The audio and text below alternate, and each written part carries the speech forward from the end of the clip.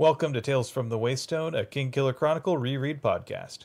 We are your hosts, Will and Phoenix. Let's get into it.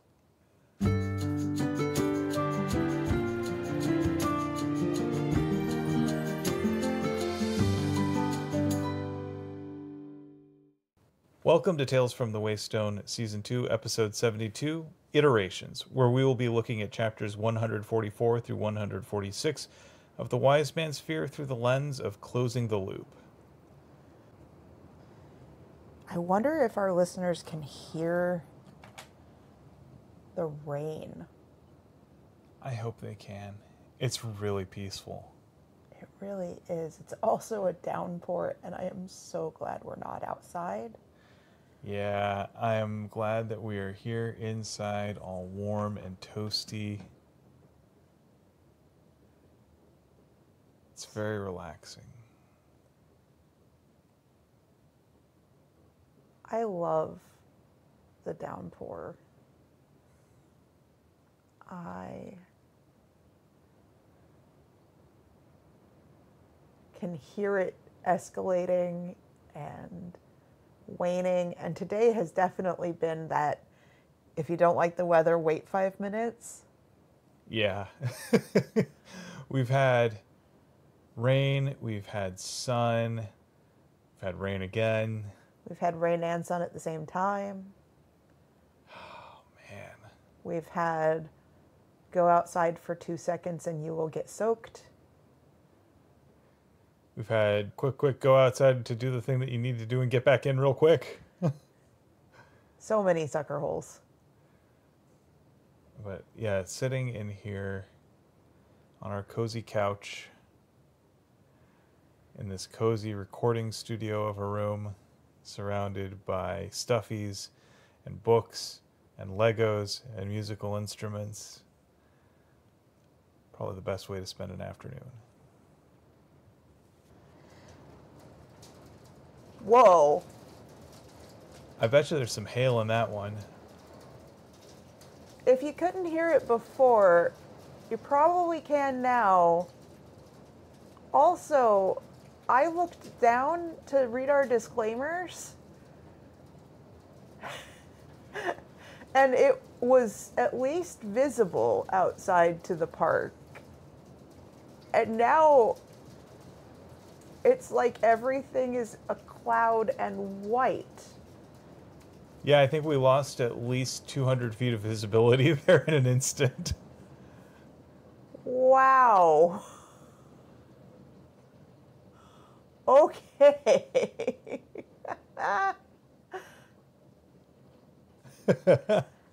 Dang. Cool.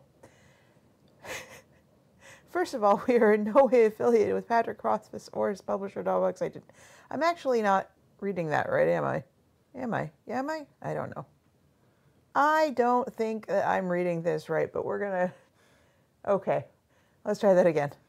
Each week we'll be examining a section of the Wise Man's Fear through his chosen lens and figuring out what we can take from the text and apply to our real lives. We will also take time to focus on our phronimos of the week, and then we will share a recommended thing of the week. And then, just like that, we can see again. Finally, we will wrap things up with 7 words from the book and 7 words from our own lives. Before we begin, let's get some disclaimers out of the way. First of all, we are in no way affiliated with Patrick Rothfuss or his publisher, TftWS. Second of all, our discussions naturally assume that either A, you have read the main books, The Name of the Wind and The Wise Man's Fear, as well as the ancillary novels and short stories, blah, blah, blah, blah, blah, blah, blah, or you really don't care about spoilers. Because let me just be clear here. Spoilers. Many, many spoilers. We are within spitting distance of the end of this book. There are spoilers. Also, a word to our community. Please be kind to yourselves, one another, and the creators of the worlds that we love exploring. Cool. All right. So we're talking about closing the loop here, and Kvothe is getting back into his routine, and as such, he takes us through each school term as a montage. And the interesting thing is how his adventures in Ventus have changed him. So these loops play out a little bit differently than they have in past semesters. The other massively big, not even elephant in the room, just thing, Kvothe is no longer destitute. That's the biggest one, yes. And it is amazing just how much a little bit of financial stability goes a long way towards your overall well-being.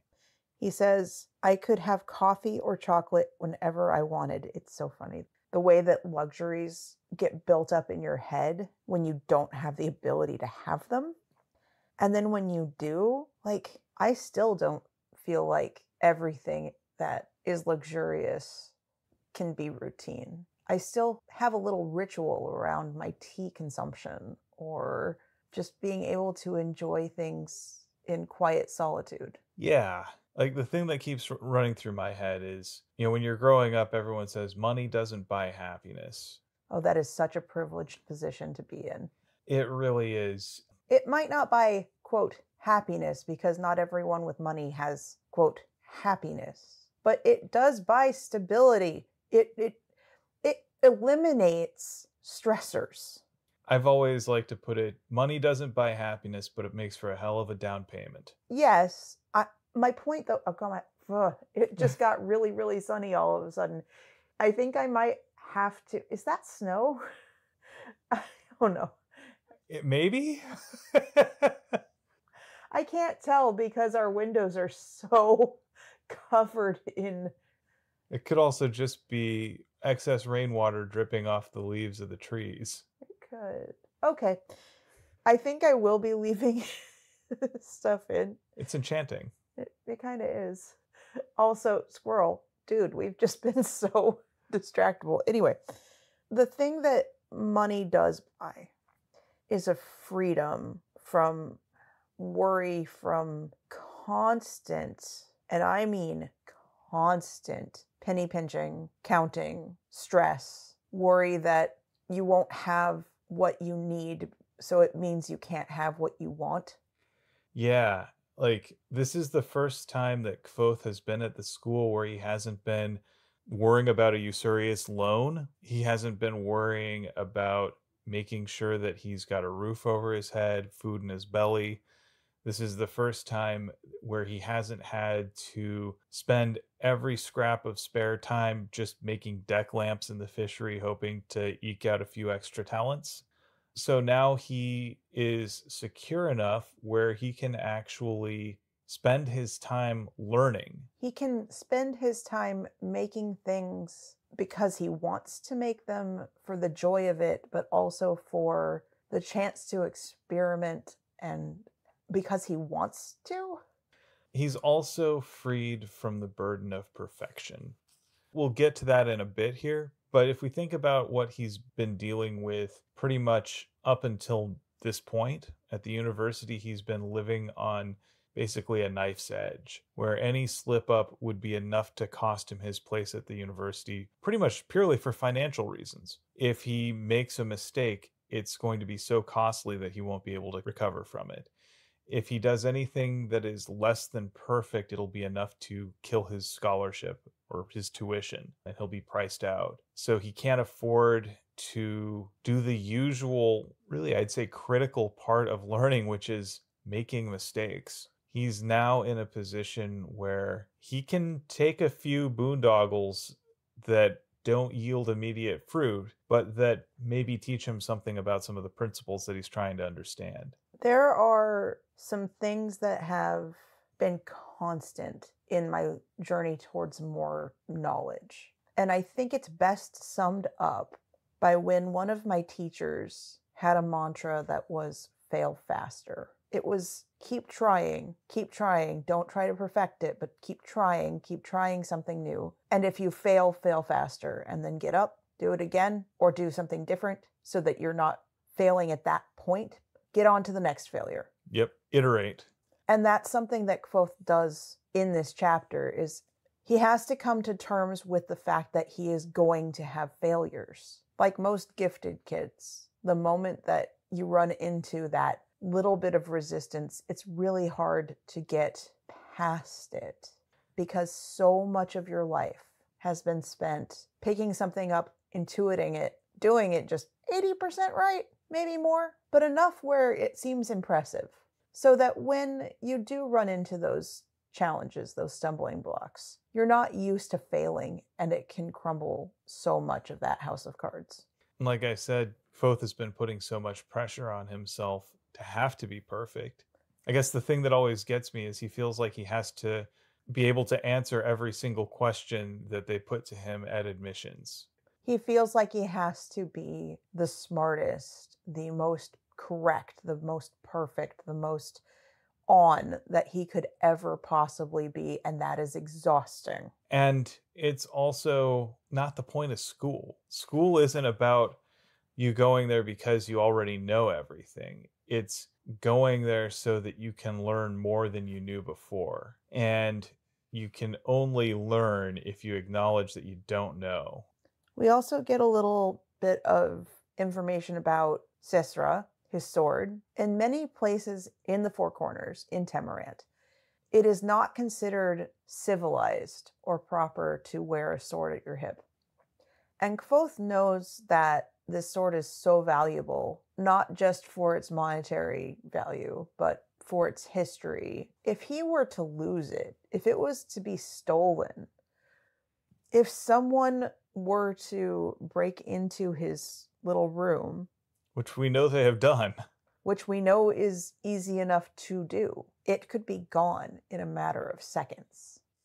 So he hides it in the Underthing with Ari. And it makes perfect sense. Sisra is a sacred charge for him. Like, he takes the charge that was given to him by Chan and Vashette to treasure this sword because it is a representation of Ademic history. If it were to go missing, it would be a massive loss to the people of Ademre, not just to Kvothe. And Ari is someone who I think more than anyone else understands the importance of things like that. She does treasure items even if they don't have a strict monetary value. Exactly. And she knows all of those secret places where it will be safe from prying eyes. And so, while it doesn't specifically state that Ari knows where this is, because it's Kvothe's secret place in the Underthing, I don't think that there are any secret places in the Underthing that Ari cannot or does not know about. So, the other thing that Kvothe is adjusting to is life with his shade in person. Pretty much everyone in the university thinks it's just a normal cloak, maybe a nice one, but they don't understand what it is, except for Eladin. Who says, "How did you come to be in Shaden?" I love that, of course, Eladin is the one who is able to understand what it is in its own native language, and then able to convert it into a verb. How in God's sweet grace did you tumble into a shade? Eladin has always been a little Fae around the edges. Always. And I think Kvothe's time in the Fae has 100% enriched the relationship between him and Eladin. Yeah. Like, so they go to this little pub. I'd say it's really more like a lounge. Or a hole in the wall. Honestly, though, Kvothe knows the city. He's never seen this place before. I think there's a little more than just mundanity to it. You could be right. What I do know is that it sounds pretty cozy. It does. It sounds like the perfect place to go have a private conversation. It sounds like it's probably full of fireplaces and plush leather chairs.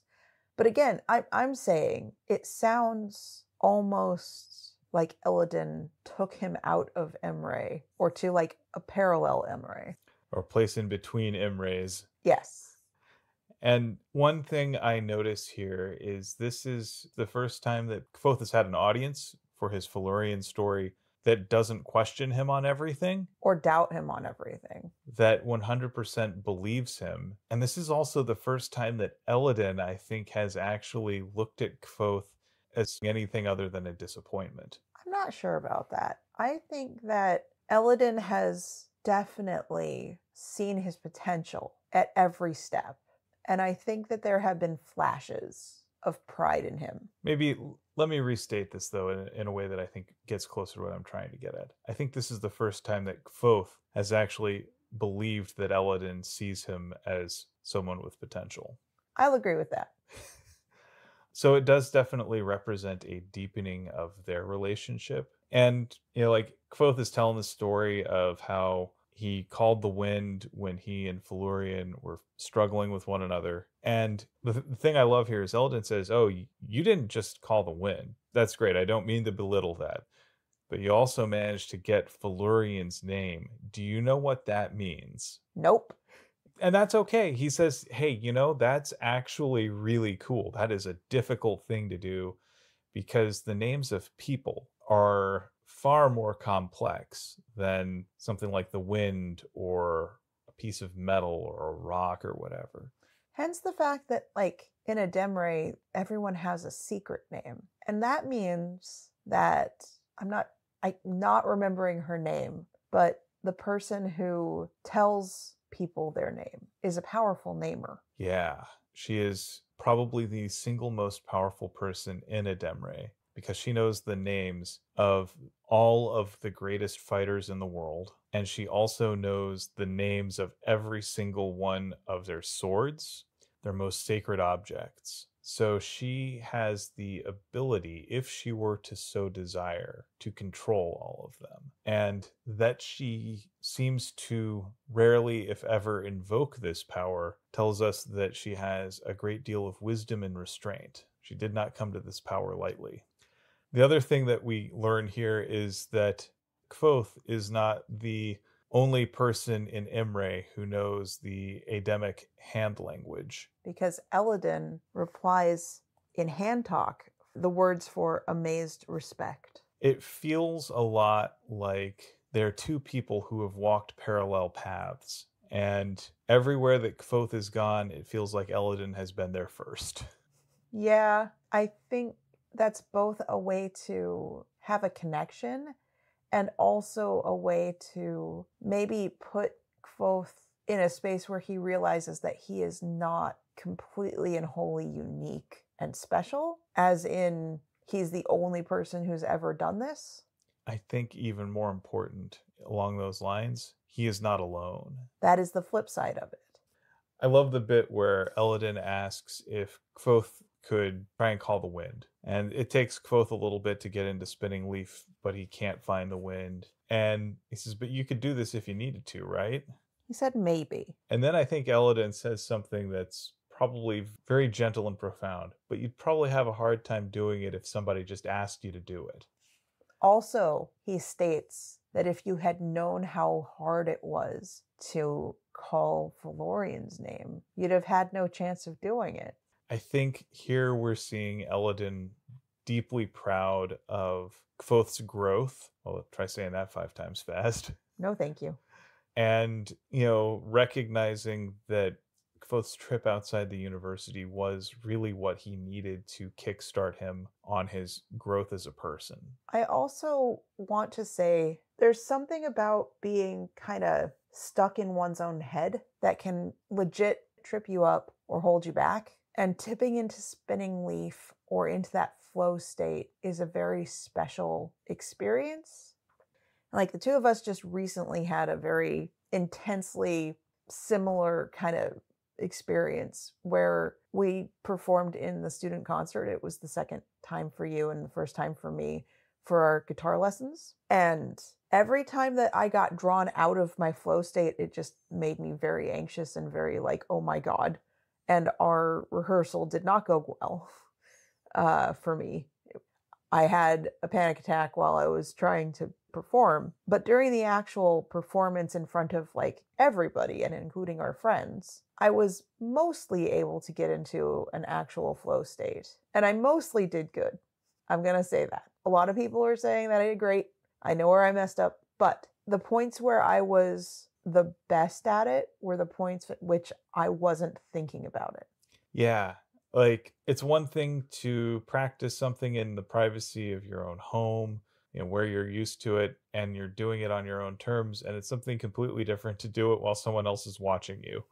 I'd agree with that. And, Kvothe kind of sheepishly admits here, I think for the first time, a little bit of vulnerability, saying, yeah, I'd have a problem with that.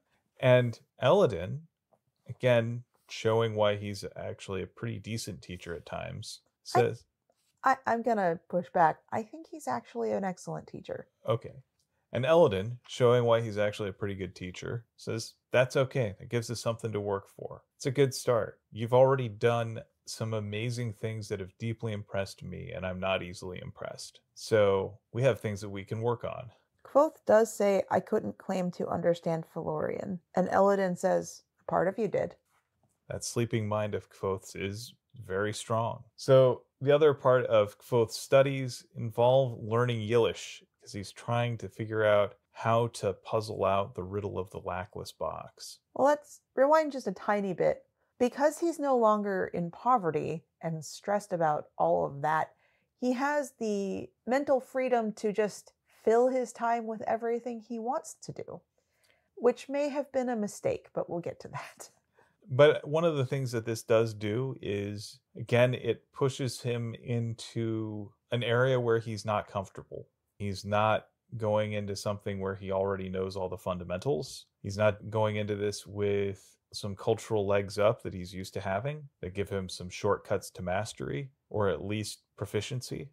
I want to point out that during his search in the archives, he finds a room that no one has been in, probably for decades. I kind of wonder, on occasion, if the archives, I don't want to say creates rooms when they're needed, but maybe uncovers rooms when they're needed. I also wonder if this might also be a facet of Kvothe's sleeping mind, helping him to find these obscure, hitherto hidden nooks and crannies.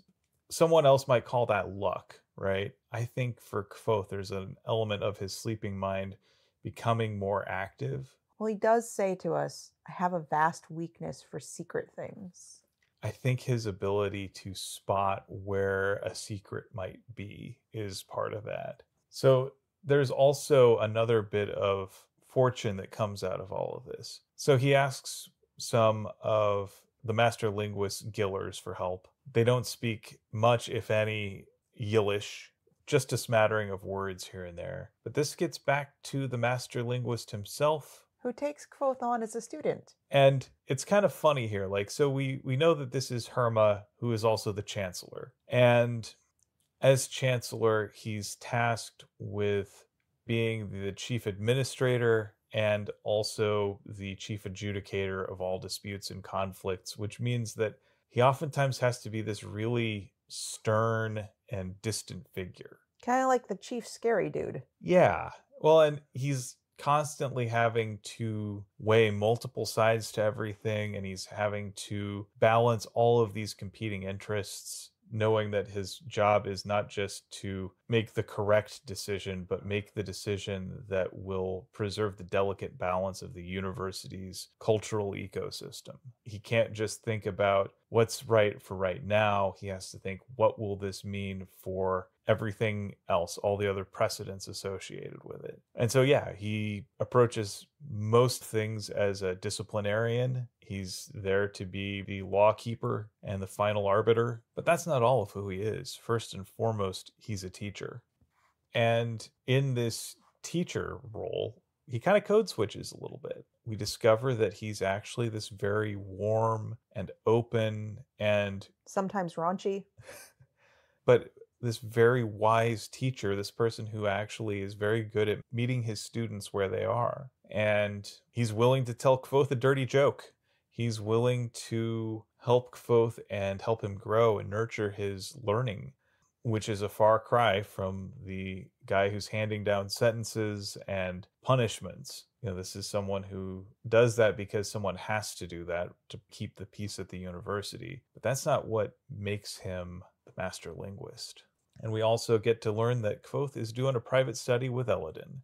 So he's doing private studies with both Herma and Eladin. And in my experience, those are very special ways to learn. They're not the only great way to learn, but I got to have some very informative lessons from some of the smartest people I have ever met, one-on-one, because I did independent studies with different department heads at my school, different people with different specialities, like different interests, different experiences. And it was eye-opening.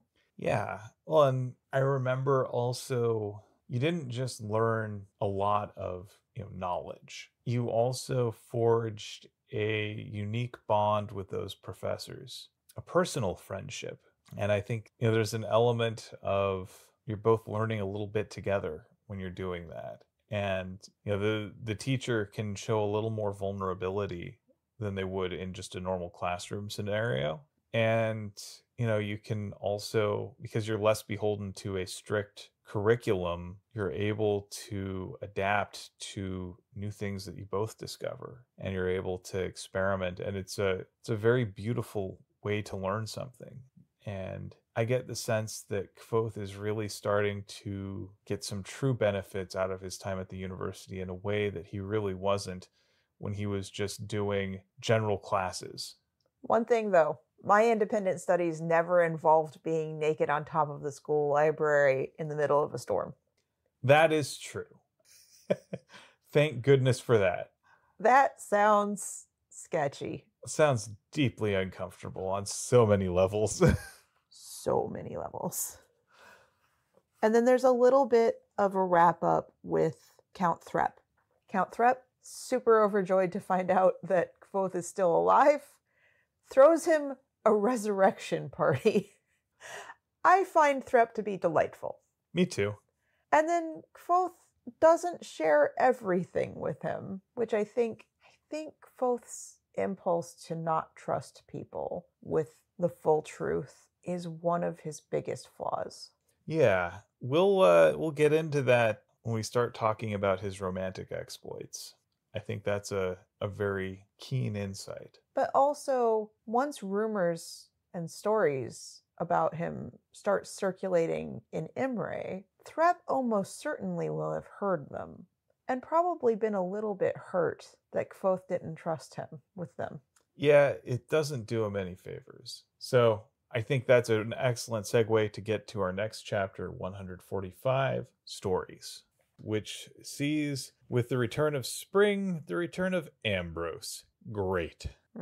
Naturally, this means that Kvothe re-ups his efforts in self-defense. He makes himself a new Graham. Which, for something that he spent several chapters doing earlier in the book, now he does in one paragraph. Yeah, well, Sokka is unhappy that we are not watching him eat his dinner. Sorry, audience. Oh, come on. You think that they don't like it? Oh, I think they love him. We love him. He also spends some time practicing the Katan in the forest north of the university. He does this in secret. Oh, man, we have yet another noise. Airplane. It's been a very long time since I've had a reason to sing airplane. Even still a lot better than anything it was at the old place. Yeah. He decides to do the practice of the Katan in the forest because he doesn't want to be questioned about it, and he doesn't want rumors and weirdness, and I don't know. I think also he doesn't want to be put in a position where he might be asked to teach it. He is not allowed to, and he can't just say that, apparently. Okay. But at this point, we get a little more kind of that awe of, for the first time since he was a kid, being financially stable enough, where he gets things for himself that are, by all standards, not luxuries, but when you are destitute, are definitely luxuries. He has 2 pairs of shoes. He has the ability to go and buy himself books. He still bargains and obfuscates and reduces the price as much as he can, but I think there's a difference between being desperate to do it and doing it for kicks and giggles.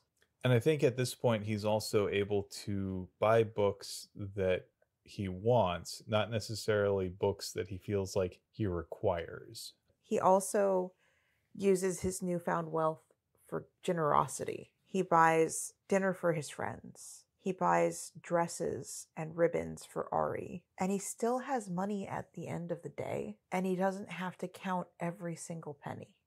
He's definitely entered a different social strata I do want to ask, did you feel the difference when we went from having to kind of mentally total a grocery bill while we were going grocery shopping to when we could just go grocery shopping and not worry about it? Yes, I absolutely did. I think the first time I felt that was when I started at the railroad.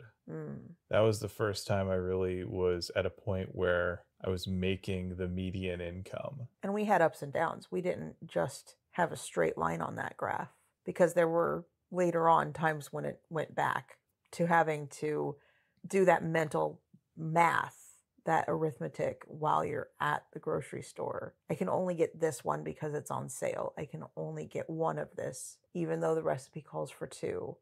I have to get the generic brand rather than the nice brand. I have to only get food for this couple of days until I get paid. I remember that was a very big shift.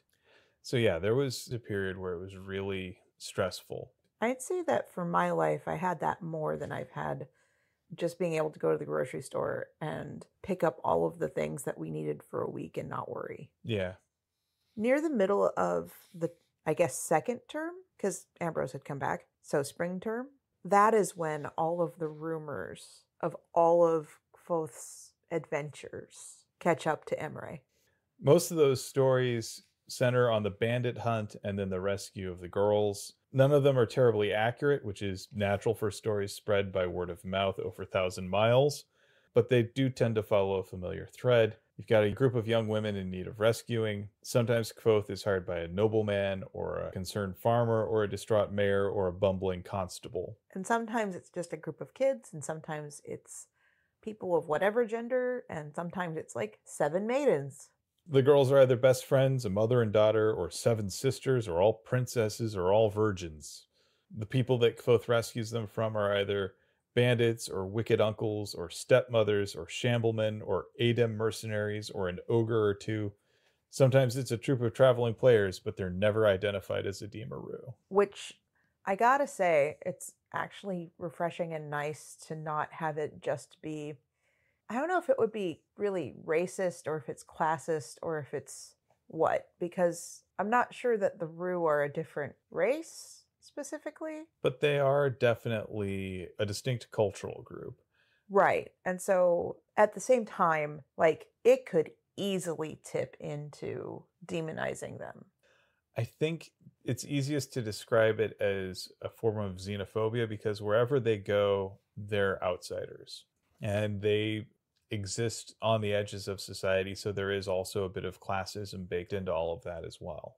They always end in one of two endings, with Quoth leaping into battle like Prince Gallant, fighting sword on sword until everyone's dead, fled, or appropriately repentant, or Quoth calls down fire and lightning from the sky like Taborlin the Great. Which is the more popular of the two endings.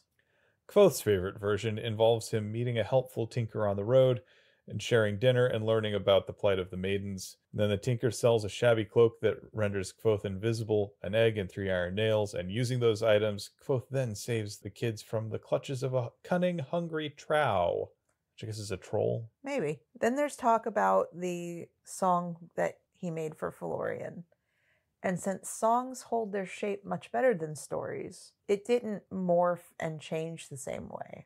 Yeah, you still have to hold up a rhyming structure and a beat. Although, as the lackless rhyme proves, a clever person can adjust the wording to fit the rhyme scheme. This is true. It just doesn't happen as naturally. So, Will, perfectly willing to believe everything. Sim, much more skeptical. I wonder if the Shaldish culture is more open to the Fae as a part of everyday life as just a matter of fact. Maybe. And then this is also where Sim asks the big question. Quoth, how old are you really? He answers 17, which we have been saying this whole time he is still like a kid. It's been roughly 5 years since his parents were murdered. All of that trauma, all of it, every bit of all of his story has been within 5 years. And so even when I say very condescending or very bluntly inconsiderate things about Quoth, I am aware that in his story, he's a kid. I am aware in his story it has been 5 years. And I am aware that for his age group, 5 years is a lifetime. Yeah, I mean, as you age, each year becomes a smaller portion of your life, smaller fraction. When you're 1 year is 100% of your lifetime. When you're 2, it's 50%. When you're 3, it's 33%, and so on and so forth. A quarter, a fifth. But Kvothe's time in the Fae is a little trickier than that. He has no concept of day or night having passed in the Fae. So it could have been hours, it could have been days, it could have been weeks, it could have been months, it could have been years. He thinks it was probably at least a year between the business of just getting used to life in the Fae realm, all of the fun that he had with Felurian, making the shade, and then recovering from his encounter with the Cathay. Also, the number of times he had to shave. There are parts of that story where he does say that Felurian didn't like it when he shaved because he smelled of iron. And so even if he grows in his beard quite slowly, he kind of figured, yeah, about a year. I love Will's response here. Well, happy birthdays. I think he said happy birthday or happy birthdays, depending. This brings us to chapter 146, Failures. I think there's some really interesting stuff in here. This is Kvothe encountering difficulty and I think handling it a little better than he normally would. I agree. I think because, again, that financial security has purchased stability, has purchased an ability to feel like he doesn't have to cram literally everything in right now while scrambling to find out how he can afford his future. I think he's got the opportunity to take time to devote to his studies, to not worry about being perfect the first time, every time, and the luxury of failure not being the end of his world. Yeah. So our first example of this is Yiddish, which turns out is really hard, especially when you're trying to learn a language that has no tie into either your everyday speech or any of the other languages that you know, or any of the legal and formal languages that you've been exposed to. What I would say is that, when I was a teenager, I took Spanish classes. I don't know a lot of Spanish. Un poquito. I know very, very little. And if I had instead taken Japanese, I think it would have been even harder. Because at least with Spanish, sometimes you can see the Latin root that we have bastardized for English. But after learning Spanish, if I had tried to learn French or Italian, it also would have been easier. Well, not only that, you would have had at least a common alphabet to work with. You wouldn't have to learn kanji or katakana. That's also a very, very good point. And Yiddish doesn't even use a conventional writing system. They use knots. So it would be like trying to learn Braille if Braille was not directly mapped to the Latin alphabet. I guess in some ways it's similar to trying to learn American Sign Language, but not exactly, because there's still the same alphabet. So if you really want to, you can fingerspell literally everything, which would take so much time. He can extrapolate really well from things that he knows. So I guess, again, it's almost like for instance, my reference for music is piano, and guitar is kinda, if you think about it, like 6 shorter pianos stacked on top of each other in diagonal. It's still a weird way to think about it, but you can kind of go from one to the next. With Turin and Yiddish, there's just not that common thread or DNA. And so the rules don't make sense, and there's no good way to read it unless you know it. And the grammar has odd structures, possessives are two-way. And so this is an unusual situation for Kvothe, where instead of that gifted kid I pick it up in 3.2 seconds. He's struggling. Meanwhile, Kvothe also runs into problems with advanced chemistry, and I kind of feel this. I'm reminded of the old Adam Savage quote that the difference between science and screwing around is writing it down. And Kvothe's idea is, oh, I'll just play around with all these cool instruments and fun experiments and demonstrations. I'm gonna push back a little bit. So, as a person who used to do math in their head, and because the way that my brain skipped through the steps, it was excruciating to write them all down. And I had teachers that killed my spirit for math by trying to force me to do math the slow way. If I was ever going to do that, it would have had to have been my idea to fix a problem that I hadn't run into yet. In this case, it's two stubborn people butting up against each other, which, again, I have had this experience, where Kvothe has a drive to learn this stuff and to perform this stuff, and runs into procedural issues with his teacher, and they fight. Yeah, it turns into a shouting match, and in the end, Kvothe says, we both had valid points. Right. And I think what Anisat, the teacher, is actually trying to pass on to them is this is how to show your work when you discover something in chemistry so that other people can repeat it. Understandable and agreed. I took chemistry in 10th grade, and there are chemical equations, and there are a lot of other things. And according to my teacher, I picked it up very, very quickly. But there is a difference between me picking it up and being able to do it and being able to show it to other people. I was never going to be able to show it to other people. But that wasn't important to me. And I don't think that's important to Kvothe. And I'm saying that the teacher had some preconceived notions of what was proper, and Kvothe had some stubborn desires to skip over that. And that in this instance, I'm Kvothe.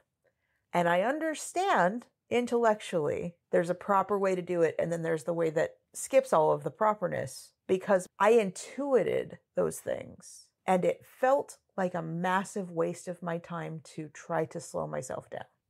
I'm not saying that either one of them is perfect, but I'm saying that if you are a teacher and you run into a person who can do that, you have to go gently or let them fail on their own and come to the conclusion on their own of the, quote, right way to do it. The other thing he discovers is that maths are hard. Yes, maths are hard. So here's kind of how I look at it. Like, I kind of get the sense that Kvothe got fed up with low grades where he didn't show his work. I also was trained, I'm going to say, in my 10th grade math class, that if I did show my work, or if I didn't and wrote "I am a fish" all over my paper, and then went for points for my homework, the teacher I had in 10th grade, as long as you showed him a piece of paper that looked like it had math on it, would give you full points, which is not great for the clever kid that realizes they don't have to show their work when the next year their teacher makes them show their work. Yeah, I was fortunate enough to have a teacher who cared a lot about us showing our work. I would, again, I'm going to say and push back on this. If you can recognize that the person is able to do math in their head, and you are watching the light go out of their eyes when you force them to do it the proper way, maybe stop. I think there is definitely a balance that needs to be struck. I think that you need to go for the right motivation for the right kid and the right procedure for the right kid. That's fair. I don't think that it's plausible or possible or feasible or whatever all the time, because Lord knows we do not have a good ratio of students to teachers. But if you see the spark and the kid is getting the right answers without long drawn out things and can show you what they were thinking and can jump, don't force it. And if you have a kid that needs to go through it line by line by line, you teach them how, but you don't expect that every person is going to do every task the same way. So this one, I saw it a little different. I saw this more specifically like they were doing experiments and Kvothe was expected to write down both the procedure used in the experiment, writing down all the variables involved and then all the results, which he found tedious. Right. At the same time, that's an important thing in, like, if you're doing science of any kind, being able to write it down is as important as knowing how to do the experiment. And I'm going to push back again, because what I'm saying is that you're not wrong. But what I'm trying to get across is that the moment he doesn't write it down and then has to replicate his results, he's taught himself the lesson that you're trying to teach him. And that'll stick way harder because he'll have to redo it, all of that work, with fuzzy shortcuts in his head. And that is a more surefire way to get those kids or those students, maybe adults, to do the thing you want them to do, because it's the logical next step. Because if you're just going to argue with them and they're not going to do it anyway, you've wasted your breath. But if you just let them fail faster and come to the conclusion that it would be smarter for them to write the shit down, then the lesson will have stuck harder. Yeah, and there is nothing obligating him to give Kvothe a complete grade for doing only part of the assignment. Yes, you're right. So Kvothe does decide to drop both math and chemistry, which, sometimes that's the right call. Filling every single moment of every single day with something else that you're cramming into your head, instead of trying to perfect the things that you're actually either interested in, good at, struggling with, whatever. It would be like if I wanted to fill every single day with music and painting and drawing and guitar and singing and piano and I was struggling at like all of them. You're going to have a better result paring it down to the ones that are truly interesting to you or necessary for the steps in between. Yeah, let's remember that Kvothe is not studying to become a mathematician or a chemist. And also, gonna say that he's 17-ish. He has time. He doesn't need to learn everything now. However, I'm also going to tell you that if he wants to do medicine or alchemy or engineering at the fishery, he needs to learn how to do math. Chemistry is debatable, though it will help with the medical stuff. I think the university needs better advisors. Yeah, they need to have some study paths. And they need to have this is a build off of this is a build off of this, so that there are clear and understandable goals. It's also worth noting that his instructor in chemistry was the equivalent of a grad student. Yeah, and not all students or people who are good at something are great teachers.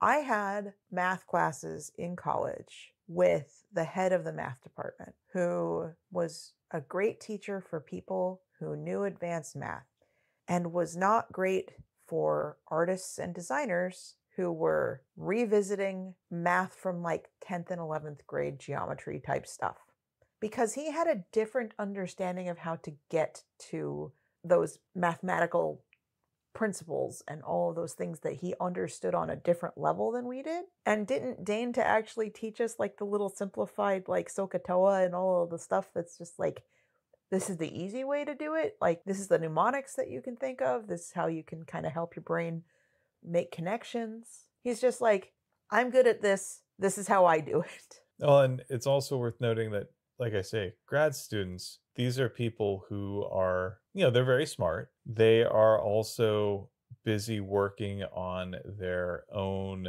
research and completing their theses and their own degrees. And teaching is something that they're doing kind of on the side. And again, there's a very big difference between just teaching, which is a profession in its own right that requires a lot of skill and practice over and beyond just subject matter mastery. So your grad student probably has the subject matter mastery down pat, but teaching it's a subtler skill, and it requires a lot of interpersonal skill and communication, especially when you're dealing with precocious kids like Kvothe, who don't necessarily fit into the norms that you're used to. Kvothe is that kid who runs straight for the edge cases every single time. And when you're trying to teach for the 90% of things that people will encounter, having the kid who's always going straight to the 10% of the weird stuff, it can be exasperating. And especially if you don't have the experience in dealing with that or the support systems in place to make sure that that kid can get taken care of elsewhere, you're going to run into problems. And I think really there's some interpersonal failings on both of their parts because they're both immature. Yeah, I do see where you're coming from. I see how Kvothe can be a very frustrating student to teach, as I think are most, quote, gifted kids. I'm in no way saying that I am an easy person to teach. In fact, I've said multiple times about multiple teachers. Like, I'm sure that a lot of teachers really like me. I'm also sure that I annoyed the living shit out of a lot of them. Like, I can think of some in particular, like that research that I chose to take at a community college rather than spending the money to do it at the college I was going to, where my college expected a lot from us. And this community college class expected way less of us. And that didn't sit well with me, to the point where, like, in a research class, we were given an example of how to pare down our topics for our final essay. From like, hey, if you think about it, like, there's a city, and then you just pare it down to, like, here's your neighborhood, and then you pare it down to, like, here's your house, and then you pare it down to, like, this is the room you're in. Okay, cool. So it's only a 1,200 word essay, and I was used to much larger essays with much more detailed and varied topics. And I pared it down to how does body language convey confidence? To which the teacher pushed back and said, that might be too specific. Are you sure you can write 1,200 words on this? And suggested, what is body language instead? And I'm like, holy gods, no. And then I wrote a response that was a quarter of the length of the essay that I was required to write, explaining why that was a bad idea. I'm sure she did not read it. Almost certainly. Her job was to get people through the class, I think, not necessarily ensure that they had a quality instruction. No. But yeah, so I'm sure that I frustrate some people. I'm also sure that I frustrate my guitar teacher. Moving back on to topic here. With these classes dropped, this gives Kvothe some more time to work in the fishery, which he uses to make a bloodless that sells almost instantly. And also the Medica, where he does a research paper, speaking of research papers, about the non-efficacy of arrowroot. Wonder where he got the idea for that one. And Arwyll is very skeptical. Well, and that tracks given that Kvothe had accepted a lot of that stuff as orthodoxy up until the point where he met the village healer. And having seen some of that stuff in practice and seen someone who's had to apply that information and knowledge every single day, you know, I think he's maybe starting to show a little bit more critical thinking. And this is the difference between entry-level study and advanced study, where you start questioning the orthodoxy of the source materials that you're reading. Then we also find that Kvothe is having some romantic experiments, and he compares himself to Sim and Fella. He claims that while he was pleasing to look at, he didn't have anything going on under the surface. I would say that that has more to do with the fact that he just doesn't share anything about himself. Exactly. It's not that there isn't anything going on under the surface. We know that there's a lot. Because otherwise, how would we have two nearly 1,000-page books, or more than in this case? We are past 1,000 pages in this book. Right. 2 doorstops. Just of Kvothe talking. There's clearly a lot going on. We know that there is. It's just that he is not someone who feels safe revealing any of that to someone. He doesn't feel safe being vulnerable with people, not even his best friends. And it's not that it isn't understandable. No. I want to emphasize that Kvothe being the way he is fits with the psychology and the environment that he's come of age in. having to grow up on the streets and having his family traumatically destroyed, all of that, it left a mark, and it made it very difficult for him to be able to do something as simple as reveal what's going on in his mind, the things that are causing him troubles. So he has trouble letting a romantic partner in just because there are so many things that he can't even bear to really think too long on himself, lest it drive him over the edge. He says, Sim made Fella deliriously happy. Sim was a prince. I wonder if that's foreshadowing. Thank you, Pat. By contrast, what did I have to offer? Nothing really. Less now. I was more like a curious stone that is picked up and carried around for a while, and then finally dropped again when the realization that, for all its interesting look, it's nothing more than hardened earth. I think he probably attracted people, and then once they realized they couldn't get past the surface, they moved on. Yeah. Which also makes me wonder, like, some people will just stick around for good sex. And he was trained by Florian and should be good at it if his boasting has anything to say about it. But no one stuck around? It may also be that, yeah, some people will stick around for good sex, but if there is other good sex to be had, it's not like he has a monopoly on it. I mean, you and I both know that that's probably true, but Kvothe doesn't say that that's Anyway, after a bit, Kvothe visits Kilvin and starts kind of fishing around to try to figure out if he can get answers, like almost kind of that engineering mind kind of answers, analytical answers, about how his sword could be thousands of years old and not show its age. Yeah, Kilvin kind of helps him out here. He says that there are many wondrous objects and materials of a bygone age that no one knows how to make anymore. He shows Kvothe one of these sort of ancient wonders that he's come across, which are these warding stones, which are two little dice-sized cubes that he can set them on the floor about 2 feet apart, and then he speaks a word. And then while within the bounds of those cubes, Kvothe can't feel any radiant heat from the forge, and he also is immune to physical attack while that ward is in place. Kilvin says, while the warding stones are truly wondrous, because they don't know how to reproduce those, they're not nearly as valuable as the bloodless is to them.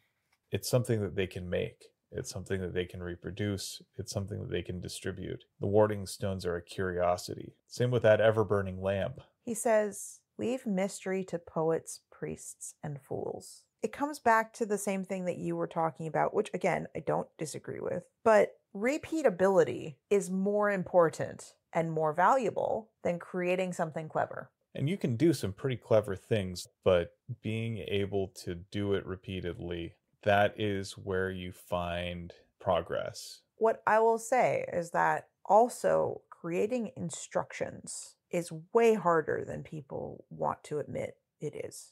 Yeah, and the fewer instructions you have to repeat each time, like the fewer steps there are in a process, the more likely people are to get it correct. Every single step that you put in there, every decision point is an opportunity for someone to make a mistake. Meanwhile, Kvothe's naming does seem to be going pretty good. He spends his time with Elladan doing odd things, to say the least.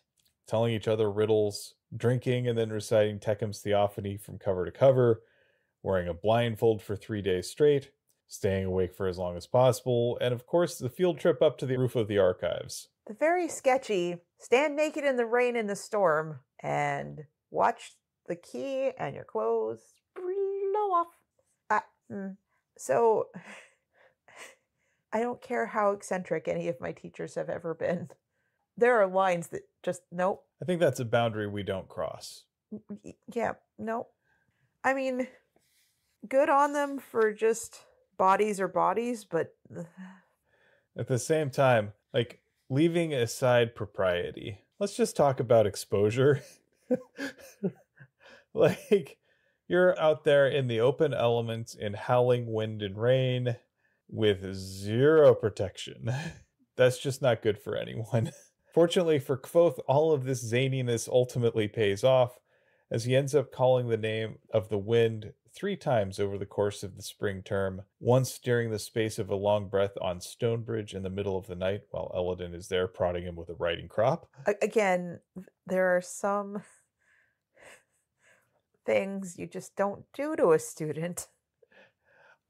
All of this actually reminds me of the weird training montage in Wet Hot American Summer. Uh-huh. We have the second time while Kvothe is studying Ylish history in the tomes. He wisely keeps it to a gentle breeze that startles the scribs, but otherwise doesn't create much of a stir. And the third time is for another chapter. But I would like to touch on that one. Do you think that 2,000 pages ago, Kvothe, that bound his lungs to the air, like, do you think he would have had the wisdom to not go gusting through the archives? That's true. He definitely has a little bit more discretion now. And do you think it's just a fear of Lauren's retribution?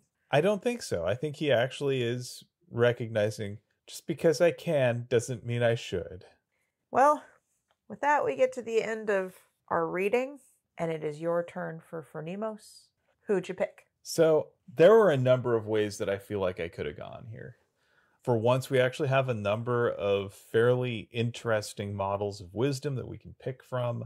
But I decided to take Herma, the linguist. The Chancellor? Yeah, and in large part that's because, well, we haven't really used him before, and I think he presents us with some interesting examples. We have never used him as the... Not as often as Kilvin or Eladin. Oh, that's fair. So I think also this is where we really get to see another side of him. This is him as a teacher, not just a disciplinarian and adjudicator. We know that he is the master linguist. He's said so before, but we haven't really seen him actually teach it, and we haven't actually seen what he's like in that instructional capacity. And we also see that he recognizes that teaching and administration require two different skill sets. I think a lot of times when we look at people like principals and things like that in schools, that's the administrator. We think of them as administrators and disciplinarians first. That is part of what they are, but the teaching part is a different skill set that they have to deal with. And here he gets to actually exercise it. He proves to be patient and gentle and possessed of a sense of humor. And even when Kvothe is struggling, he remains encouraging and understanding. He knows that he's teaching difficult material, and he also knows that Kvothe lacks the usual advantages that help him make shortcuts to mastery. After all, it's a truly dead language. And it's I don't know that dead is right, but there aren't many people. Yil is a shadow of its former self. If we look at it, even Herma's own students who study with him full time, his Gillers, they only know just a few words here and there of the language. Like, he knows that this is difficult, and he gives Kvothe that space to really explore it and run into the weirdnesses and experience those challenges without judgment. Like, he doesn't tell Kvothe that he's never going to learn this or that he's somehow deficient for not understanding these things. He doesn't make Kvothe feel bad for his failures. He just says, I understand why you're having difficulty with this. It's because it's hard. Plain and simple. Like, no judgment on that. He gives Kvothe the safety to admit that he doesn't understand all of these things, that it doesn't come naturally, that it isn't just the easiest thing in the world for him. Kvothe doesn't have to play the prodigy in this class. And in fact, probably shouldn't try. Right. There's a change in Kvothe here too. Kvothe is, in this case, not trying to impress Herma. He's trying to learn from him.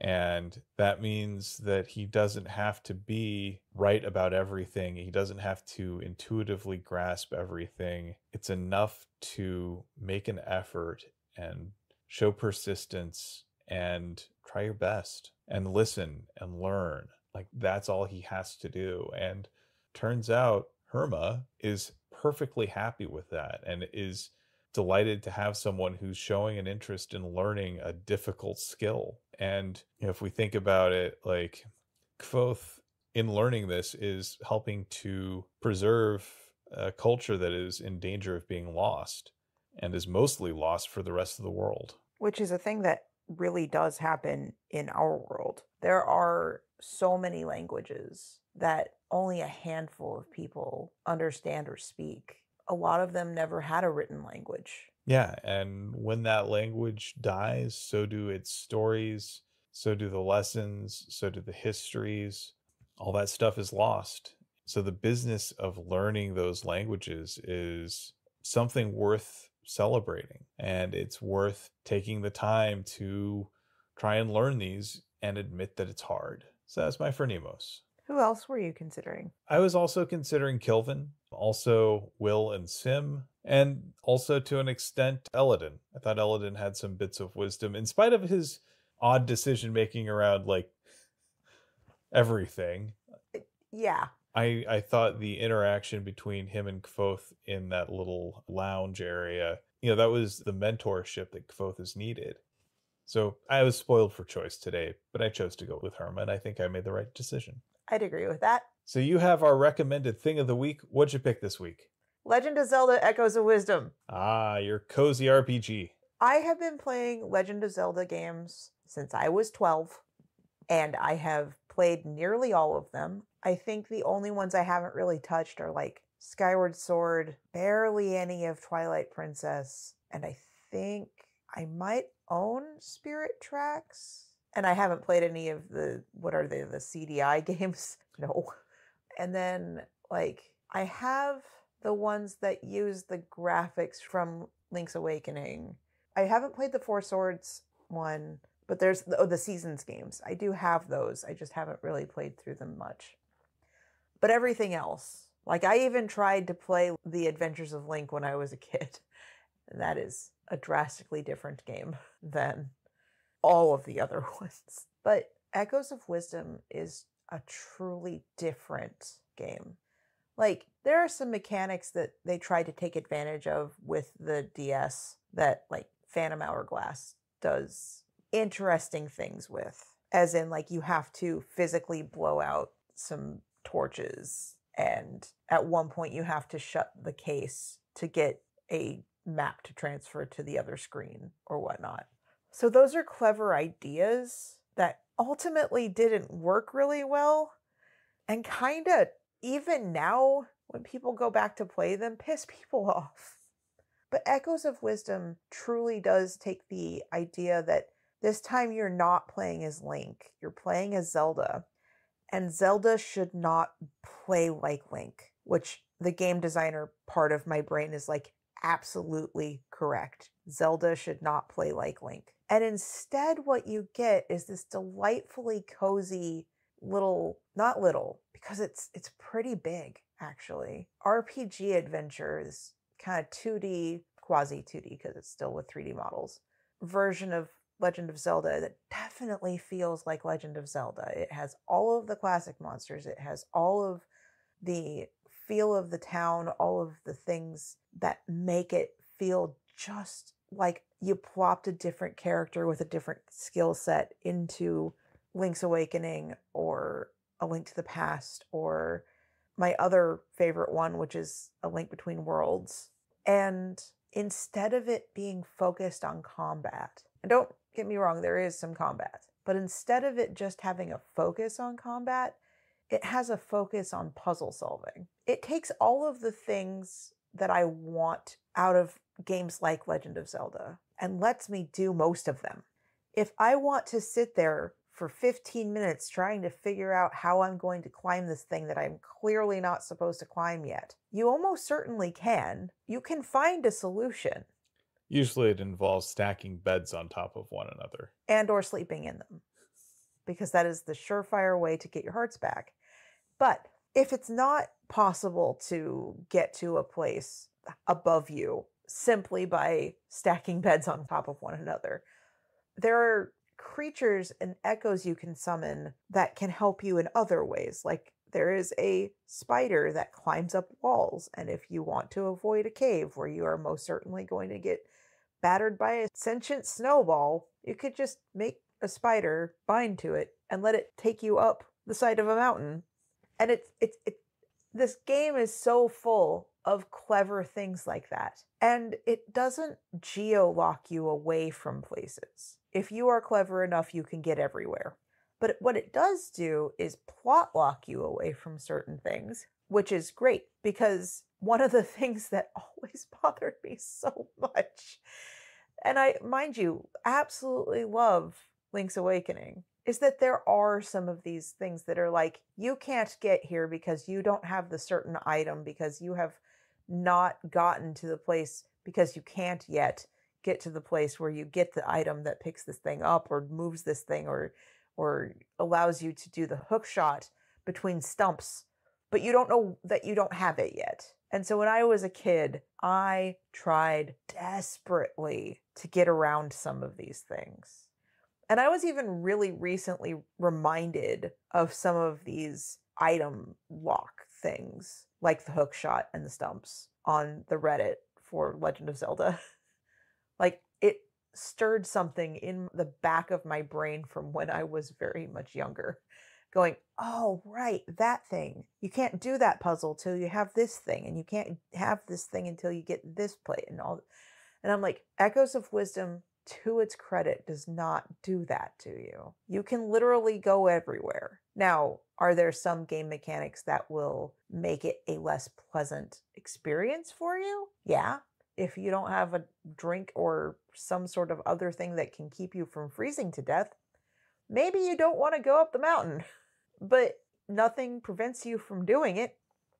You can go to the places where your little echoes don't affect the enemies very well, and it's just going to be tedium to try to kill these things in front of you, but you can do it. So far, there's not been a single time where I can't figure out a clever solution to a puzzle using the things I've already got, or like do the thing that I always love to do, always love to do in every Legend of Zelda game that I've ever played ever, which is get as much health as I can before doing literally anything else. I thought you were going to say kill the chickens. No, the chickens swarm you. They want to kill you.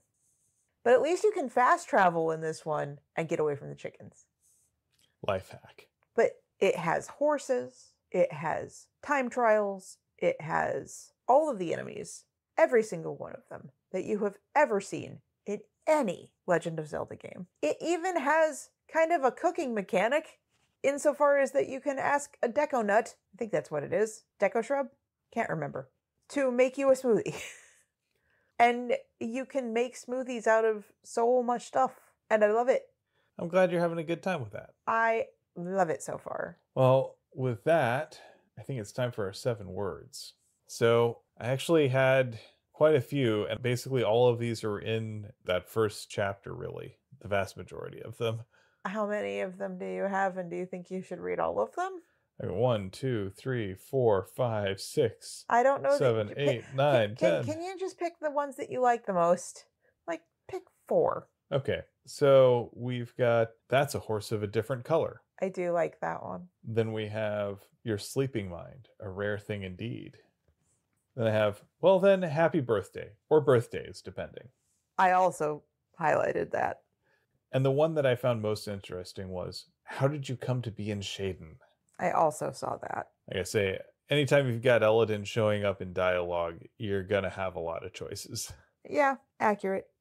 So you had 7 words from life. What did you pick? I did. And so if you're on the Discord, you already know, we had our student, I think I said something about it earlier. We, to be fair, have split this into multiple days of recording, and I don't remember what I've said. We recently had our student concert for our guitar lessons. I think I did talk about this earlier in the episode. And both of us practiced for months, learning how to play the song that your teacher suggested that we play, which was Nothing Else Matters by Metallica. There is video evidence of us doing it. It is on the Discord. And after months and months and months of playing it, both of us intellectually know how to play the song together. And sometimes your fingers just don't do the thing that your brain says it should do, or you zone out or disassociate in the middle of a performance, and you don't do it perfectly. But you know what? We made mistakes, but didn't give up. And that's my 7 words. I think that's a good one. I think that that's important, especially considering the practice did not go well for me. I had a pretty bad panic attack and my fingers shook so bad I couldn't play. And during the performance, my fingers shook. Will can attest. He saw my fingers shaking. Yep. And yeah, I kind of flubbed where the last chorus was. But we finished, and I finished strong. I honestly can't tell you if Will did because I kind of disassociated and didn't notice. I think I did okay. Awesome socks. And I got complimented by your teacher. And then I said something to the effect of, I made a bunch of mistakes. I know all of them. But ultimately it was fine. But the look that Michael gave me,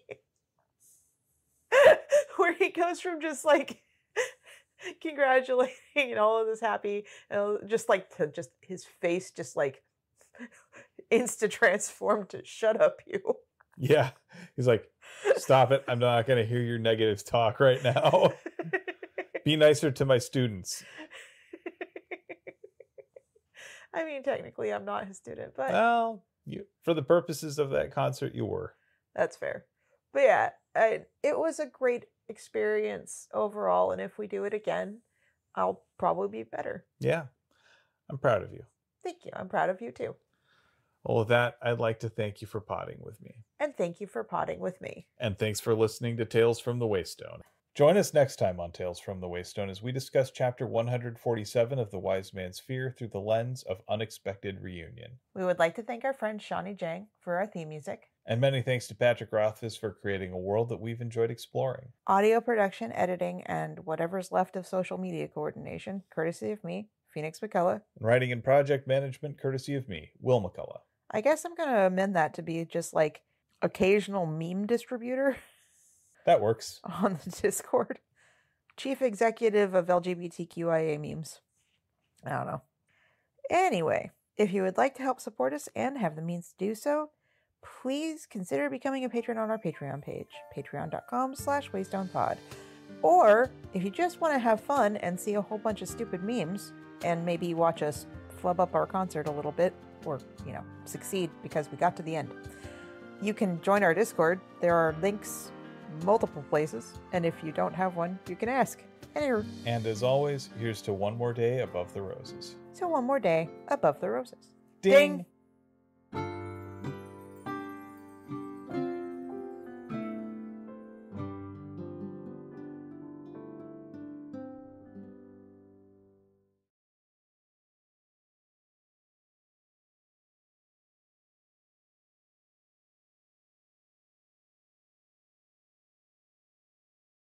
Did you just... I did, and I hated that I did that. I'm sorry. Was that your mouth or your butt? My mouth. Okay. It was not a butt trumpet.